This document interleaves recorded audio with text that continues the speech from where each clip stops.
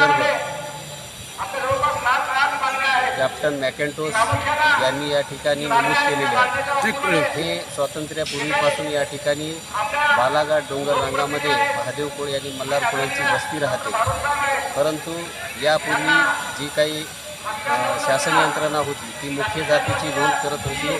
त्यामध्ये ज्यांच्या रेकॉर्डवरती कोळी हे नोंद आलेली आहे. परंतु त्यांना यावरून शासनामध्ये ज्या काही जात पडताळणी निर्माण केल्या त्या बोगस म्हणून या ठिकाणी त्यांचे जात वैधता प्रमाणपत्र या ठिकाणी इनव्हॅलिड करते. ही चुकीची यंत्रणा या ठिकाणी महाराष्ट्र शासनाने बसवलेली आहे. 1980 पासून ह्या कत्तलखाने या जमातीवर अन्याय करण्यासाठी बसवलेले आहे. मराठवाड्यामध्ये कोळी जमात मोठ्या प्रमाणावर आहे.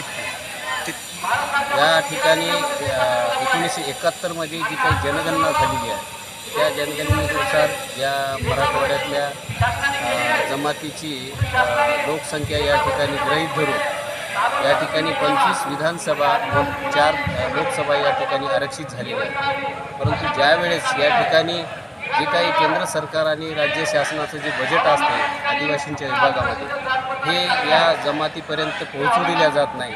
त्यासाठी विशिष्ट राजकारणी आणि 25 आमदार ह्यांची एक सल्लागार समिती आहे.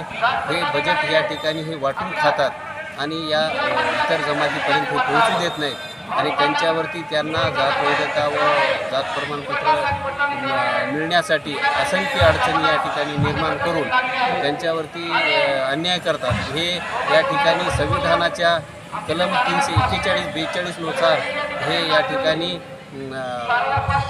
दुजाभाव करण्याचं या ठिकाणी षडयंत्र आहे आणि हे या ठिकाणी बंद झालं पाहिजे अशी आमची या ठिकाणी